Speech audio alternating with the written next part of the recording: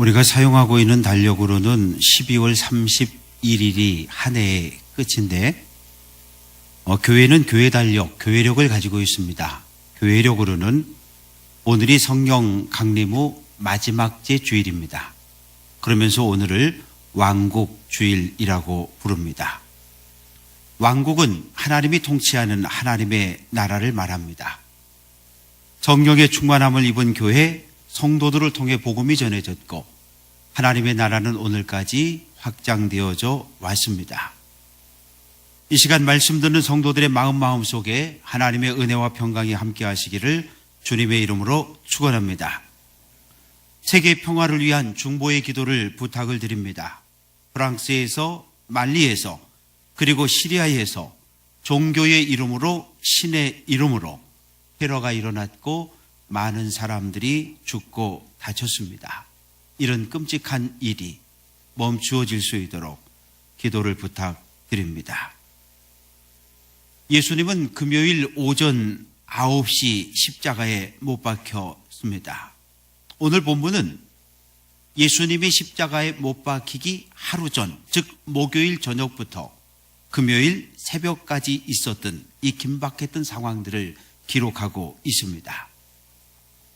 예수님은 목요일 저녁 제자들과 함께 겟세마네 동산에 올라가 기도하십니다.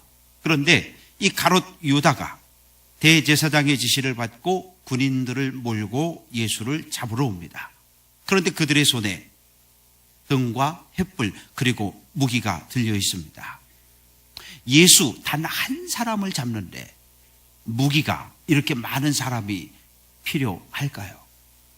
그렇지 않습니다. 대제사장은 예수뿐만 아니라 예수를 추종하는 제자들도 모두 체포하라고 명령을 내립니다. 만일 제자들이 도망을 치게 되면 횃불을 들고 무기를 들고 쫓아가 잡아야 하니까. 예수님은 내가 나사렛 예수다. 나는 잡아가고 내 제자들은 놓아주라고 그렇게 말씀합니다.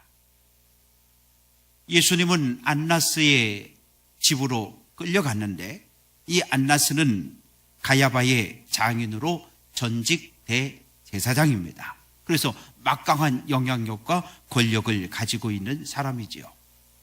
안나스가 먼저 1차 예수님을 신문하고 결박한 그대로 이 예수를 대제사장 가야바에게 보냅니다.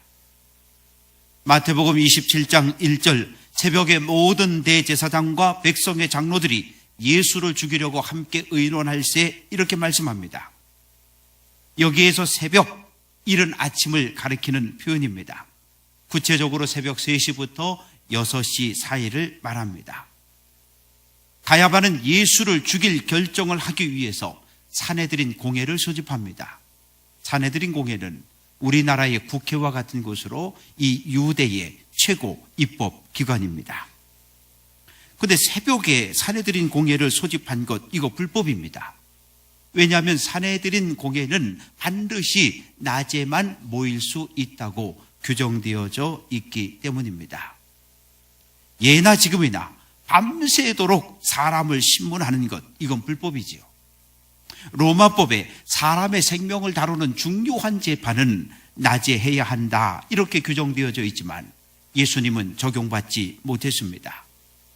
산헤드린 공회법에는 신문한 당일에는 유죄 판결을 내려서는 안 된다 이렇게 규정되어져 있기 때문에 예수님의 재판은 최소한 하루 더 다음 날까지 연장 진행되어져야 했습니다. 그러나 예수님은 이러한 규정도 적용받지 못했습니다. 도대체 무엇 때문에 이런 무리한 재판과 판결이 진행되고 있을까요? 재판 당일에 사형 선고를 내리고 사형까지 집행하는 것 이건 불법 중에 불법입니다. 율법을 철저하게 지켜야 할 대제사장이 불법에 불법을 행하고 있습니다. 28절 그들이 예수를 가야바에게서 관종으로 끌고 가니 새벽이라 이렇게 말씀합니다. 예수님을 죽이려고 잡았으면 그냥 끌어다 죽이면 될 텐데 왜 굳이 빌라도 총독에게 끌고 갔을까요? 당시 유대는 로마의 식민 통치를 받고 있었습니다. 사람을 죽일 수 있는 권한은 오직 한 사람, 총독 빌라도에게만 있습니다. 빌라도가 예수 사형 판결을 내려주지 않으면 결코 예수를 죽일 수 없습니다. 로마 황제는 빌라도를 유대 총독으로 파견합니다. 이 가이사라라고 하는 곳에 총독부가 위치해 있었지만 빌라도는 유월절기를 맞이해서 예루살렘에 올라와 있습니다. 왜냐하면 이 예루살렘에서 유월절이 되면 많은 유대인들이 모이고 종종 폭동과 밀란을 일으켰기 때문입니다. 사람들은 예수를 빌라도 앞으로 끌고 왔지만 빌라도가 근무하는 관정 안으로 예수만 들여보내고 자신들은 들어가지 않고 밖에 서서 기다리고 있습니다. 고발자인데 고발을 했으면 끌고 가야지 왜 자신들은 들어가지 않습니까? 목요일 저녁에 체포했고 밤새도록 끌고 다니며 신문하고 재판하고 이제 금요일 새벽에 예수를 빌라도가 근무하는 관정으로 끌고 들어갔는데 오후 6시면 안식일이고 유월절기가 시작이 됩니다. 그런데 빌라도는 이방인이잖아요. 로마 사람이니까 만일 유대인들이 빌라도가 근무하는 관정에 들어가면 이방인과 만나고 접촉한 것이 돼서 부정하게 되는 거예요. 부정한 사람은 유월절 행사에 참석할 수 없기 때문에 예수만 관정 안으로 밀어넣고 유대인들은 어느 한 사람 들어가지 않습니다. 빌라도가 관정 밖으로 나와 사람들에게 묻습니다. 무슨 일로, 무슨 이유로 이 사람을 고발했느냐? 사람들이 말합니다. 예수, 저 사람은 행악자라. 유대인들은 하나님을 모독하는 사람을 가리켜 행악자로 이해했습니다. 레위기 24장 16절 여호와의 이름을 모독하면 반드시 죽일지니 라고 말씀합니다. 그러나 반대로 이 로마 사람들은 로마 제국을 향해서 반란을 일으키고 폭동을 일으킨 사람, 이 사람을 행악자요 강도로 이해하고 있습니다. 대제사장은 예수를 또 다른 죄목으로 고발하고 있습니다. 누가복음 23장 2절 우리 백성을 미혹했다. 가이사 황제에게 세금을 바치지 말라 그랬다. 자칭 왕 그리스도라고 말했다. 빌라도가 가만히 들어보니까 이 문제는 유대인들만의 종교적인 문제라는 사실을 알았어요. 귀찮아졌습니다. 책임지기 싫었어요. 그래서 너희가 데려다가 너희 법대로 저 사람을 재판하라 이렇게 말합니다. 그러자 유대인들이 우리에게는 사람을 죽일 수 있는 권한이 없다 소리를 지릅니다. 그랬어요. 산헤드린 공회는 율법을 어기면 그 사람을 매질할 수 있었고 그 사람을 유대인의 공동체에서 출교시킬 수는 있었어요. 그러나 사람을 죽일 수 있는 권한은 이 산헤드린 공회에 없었습니다. 대제사장은 예수 이 사람이 죄가 있다 없다 이것을 재판해 달라는 게 아니에요. 우리 율법대로 예수는 이미 사형 판결을 내렸는데 우리에겐 죽일 권한이 없으니 총독 당신이 예수를 죽여달라고 요구하고 있습니다. 32절 이는 예수께서 자기가 어떠한 죽음으로 죽을 것을 가리켜 하신 말씀을 응하게 하려 함이로라 이렇게 말씀합니다. 로마는 반란을 일으킨 주범 그리고 살인한 사람 이 반드시 십자가형을 집행을 했습니다. 대단히 잔인한 형벌입니다. 사람을 십자가에 매달아 놓고 그냥 죽을 때까지 그냥 내버려 두는 겁니다. 빠르면 일주일, 길면 보름 이상까지도 십자가에 달려서 죽어가야 합니다. 참으로 잔인한 형벌이지요. 대제사장은 예수는 하나님을 모독했으니 죽여야 한다. 십자가에 못 박아 죽여라. 이렇게 요구합니다. 대제사장의 사주를 받은 유대인들이 관정 밖에서 소리를 지릅니다. 예수 사형, 예수 사형. 유대인들의 의도를 파악한 빌라도는 당황하게 돼요. 어떻게 해야 할 줄을 모릅니다. 그래서 다시 관정 안으로 들어와서 예수에게 묻습니다. 내가 유대인의 왕이냐?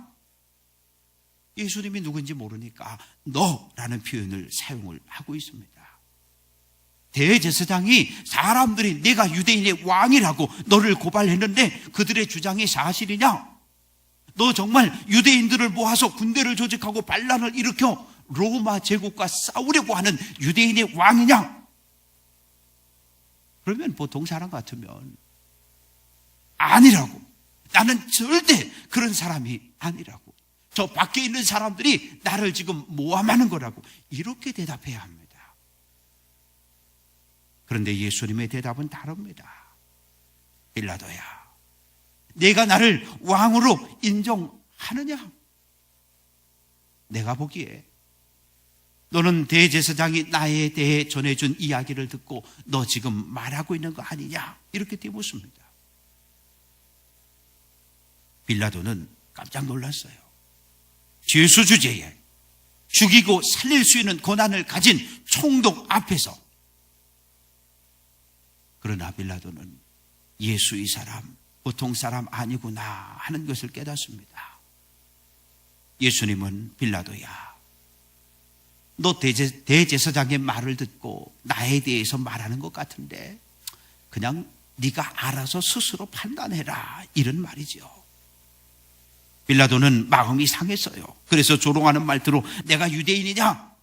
내가 너를 고발했느냐? 아니다. 너를 고발한 건 네 동족 유대인들과 대제사장이다, 이렇게 말합니다. 빌라도의 관심은 오직 한 가지밖에 없습니다. 내가 통치하는 이 지역에서 폭동이, 밀란이 일어나지 않는 겁니다. 로마 제국은 정복지에 대해 대단히 관대한 정책을 폈습니다. 고유한 종교 인정해 주었습니다. 문화 인정해 주었고요. 관습 그대로 다 인정해 주었습니다. 그러나 한 가지, 로마 제국을 향해 반란을 일으킬 경우 군대를 보내 아주 잔인하게 진압했다고 합니다. 빌라도는 궁금했어요. 도대체 예수, 당신이 어떤 말과 어떤 행동을 했길래 대제사장이 너에게 사형 판결을 내려달라고 요구하고 있느냐? 내가 총독으로 있는 동안에 유대 어느 지역에서도 왕이 일어났고 사람들을 모아 로마에 대항하려고 한다는 이러한 정보나 보고는 내가 받고 들은 적이 없는데 앞에 끌려와 있는 예수를 보니까 이 사람 반란을 일으킬 사람도 아닌 거예요. 우리는 오늘도 사도신경을 고백했습니다. 본디오 빌라도에게 고난을 받으사 십자가에 못 박혀 죽으시고. 사랑하는 성도 여러분, 이 재판을 빌라도가 주도하고 있습니까? 아니지요. 대제사장입니다. 빌라도는 35절에서 내 나라 사람과 대제사장들이 너를 내게 넘겼다, 이렇게 말합니다. 이 말 속에 누가 지금 예수를 죽음으로, 누가 지금 예수를 십자가로 몰고 가고 있는지 그 책임 소재가 분명하게 드러나 있습니다. 대제사장이 주도하는 재판에 빌라도는 끌려가고 있는 거지요. 대제사장 사내들인 공에 이미 예수에게 사형 판결을 내렸습니다. 이제 빌라도의 힘을 빌어서 예수에게 사형을 집행을 하려고 합니다. 예수 죽음에 대한 모든 실질적인 책임은 대제사장에게 있습니다. 너 도대체 뭐 했니? 뭐 했길래 널 죽여달라고 하니? 이렇게 물었는데 예수님은 대답을 안 하십니다. 그리고 내 나라는 이 세상에 속한 것이 아니다, 이렇게 말씀하셔요. 내 나라가 있다. 내 나라가 있다. 하나님의 나라에 대해 말씀하고 있지만, 하나님이 통치하는 천국에 대해 이야기하고 있지만 빌라도는 전혀 이해하지 못하고 있습니다. 빌라도에게 나라는 로마 제국 유대처럼 눈에 보이는 나라만 나라인 것이죠. 예수님은 빌라도에게 나는 군대를 일으켜 로마 제국과 싸우려는 사람이 아니다라고 말합니다. 예수님은 하나님이 통치하는 천국에 대해, 하나님 나라에 대해 말하고 있습니다. 하나님의 나라는 군대의 힘이 아니라, 무기가 아니라 하나님의 말씀, 하나님의 사랑 위에 세워진 나라입니다. 빌라도가 깨달았어요. 아, 이 사람 결코 반란을 일으킬 사람이 아니구나. 예수님이 내 나라 내 왕국 이야기하는데 무슨 말인지 정확히는 모르겠지만 이 로마 제국이나 유대와는 또 다른 아마 종교적인 어떤 나라에 대해서 이야기한다 어렴풋하게 압니다. 예수님이 내 나라는 이 세상에 속한 것이 아니다 라고 말했을 때 빌라도는 묻습니다. 그러면 내가 유대인의 왕이 아니냐? 이렇게 물었어요. 답을 가지고 물었습니다. 예, 내가 유대인의 왕이 아닙니다. 이 대답을 기대했는데 예수님은 네 말과 같이 내가 왕이다라고 말합니다. 그러니 빌라도는 깜짝 놀랐어요. 예수님은 하나님 나라를 위해 사람의 몸을 입고 세상에 오신 하나님입니다. 육신적으로는 다윗의 혈통을 통해 이 땅에 태어났고 영적으로 하나님의 아들로 이 땅에 오신 분이지요. 37절 곧 진리에 대하여 증언하려 함이로다. 무릇 진리에 속한 자는 내 음성을 듣느니라 말씀합니다. 빌라도는 머리가 혼란스러워졌습니다. 도대체 예수, 이 사람의 정체는 무엇인가? 도대체 이 사람이 말하는 내 나라라고 하는 건 무엇인가? 진리가 있다는데 도대체 진리가 무엇인가? 반란을 일으킬 사람은 분명 아닌데 진리를 전하는 것이 사명이라고 말하고 도대체 진리가 있긴 있는 건가? 도대체 진리는 무엇인가? 내가 일평생 전쟁터에서 오직 승리만 있는 줄 알았는데 이 정치판에서 오직 승리하는 것만 있는 줄 알았는데 난 이제까지 진리가 있다는 말을 들어보지 못했는데 하나님을 믿는다는 저 대제사장들도 종교 지도자들도 겉으로는 진리를 정의를 이야기하면서 뒤로는 자기와 관계를 맺으려고 애를 쓰는데 진리가 무엇이냐? 비꼬도 묻습니다. 빌라도는 정말 진리가 무엇인지 궁금해서 물은 게 아니에요. 예수님이 말씀하시는 진리 관심 없어요. 오직 하나, 출세, 전쟁에서의 승리, 이것만 바라보고 살아온 사람입니다. 진리라니 더 이상 예수 이 사람과는 이야기하지 않는 것이 좋겠다. 반란을 일으킬 행악자는 아니니 어서 이 사람을 내보내버려야겠다. 관정 밖으로 나온 빌라도는 외칩니다. 나는 예수 이 사람에게 아무 죄도 찾지 못했다. 무죄라고 선언합니다.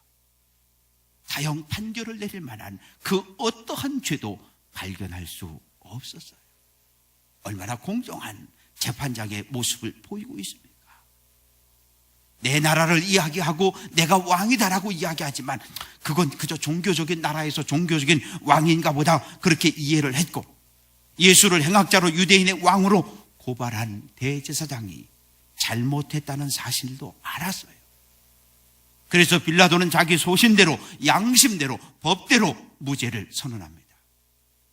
사랑하는 성도 여러분, 만약 빌라도가 자기 자신이 내린 판결대로 실천했더라면 본디오 빌라도에게 고난을 받으사 저주 아닌 저주는 없었을 겁니다.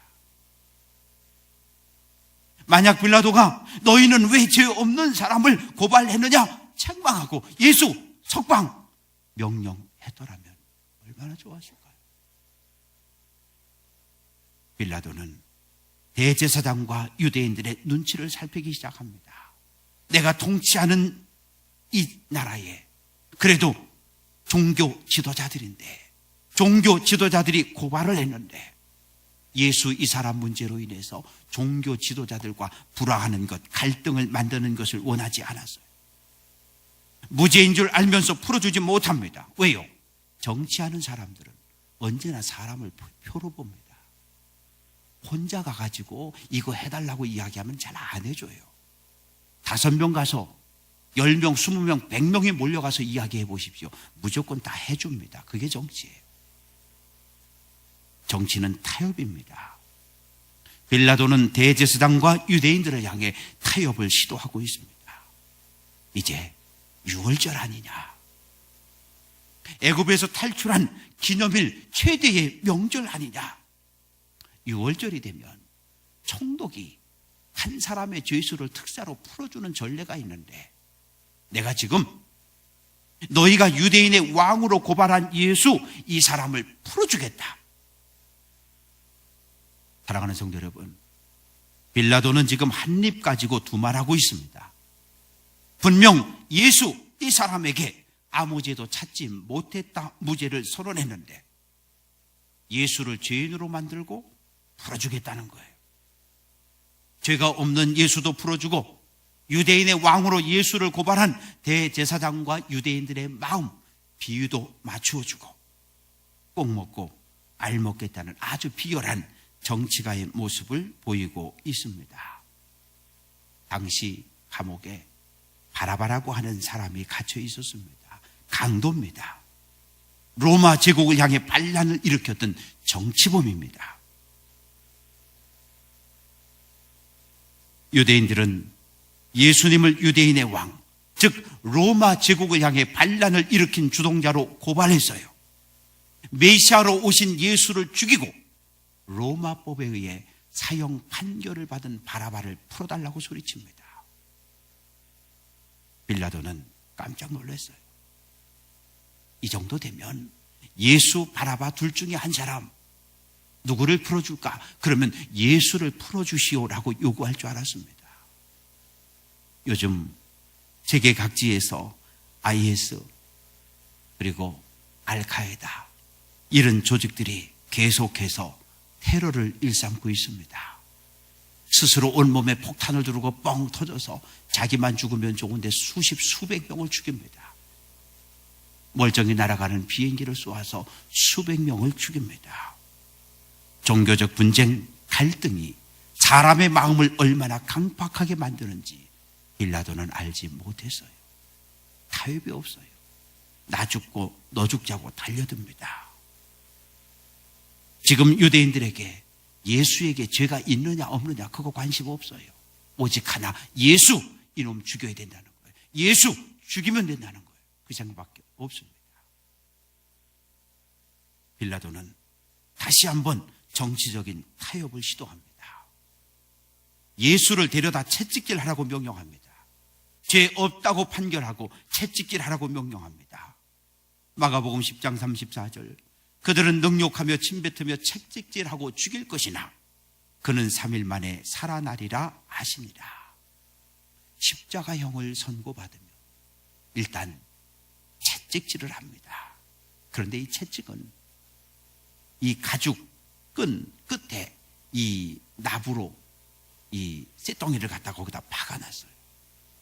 그러니 그 채찍을 한번 휘두르면 몸에 착착 박히게 되고 잡아 당기면 살점이 뚝뚝 떨어져 나오고 피가 줄줄 흐르게 됩니다. 예수를 채찍질하고 예수의 몸에 온몸에 피가 줄줄 흐르는 그 참혹한 모습을 보여주면 이 유대인들이 동정할 줄 알았어요. 마음이 변해서 예수 석방해달라고 그렇게 말할 줄 알았어요. 그러나 하나님을 의식하지 않는 대제사장, 하나님을 무서워하지 않는 유대인들, 예수를 죽이라고 소리를 지릅니다. 결국 빌라도는 백성들의 여론과 폭동을 두려워했고 군중들의 목소리에 굴복해 예수를 십자가에 못 박아 죽이는 것을 허락합니다. 사랑하는 성도 여러분, 빌라도는 내가 유대인의 왕이냐? 라고 묻습니다. 예수님은 사람의 몸을 입고 이 땅의 모든 죄인과 온 인류를 구원하기 위해 이 땅에 오신 하나님이십니다. 예수 그리스도, 그분은 우리의 왕이십니다. 그러나 대제사장도 바리새인도 유대인들도 예수님을 왕으로 인정하지 않았습니다. 오히려 세상 권세를 가지고 있는 총독 빌라도의 손을 빌어 예수를 죽입니다. 오늘 우리에게 예수님은 누구십니까? 오늘 나에게 예수 그리스도, 그분은 누구입니까? 예수 그리스도, 그분은 나의 왕, 그분은 우리의 왕입니다. 예수님을 왕으로 인정할 때 우리는 하나님의 백성으로 살 수 있습니다. 예수님을 내 삶의 주인으로 영접함으로 하나님의 돌봄과 인도함을 받는 성도 되시기를 주님의 이름으로 축원합니다. 하나님 백성은 하나님 백성답게 살아야 합니다. 하나님 말씀에 순종해서 하나님의 거룩하심처럼 거룩한 삶을 살아야 합니다. 왕 대신 예수님과 함께 세상을 살고 하나님이 예비하신 저 하늘 저 천국을 소망하며 살아갈 수 있는 귀한 성도 될 수 있기를 주님의 이름으로 간절히 축원합니다. 기도합니다. 살아계신 하나님 감사합니다. 나 같은 죄인 때문에, 우리들의 죄 때문에 사람의 몸을 입고 이 땅에 오신 하나님, 우리의 왕 되시고 우리의 주인 되어 주시니 감사합니다.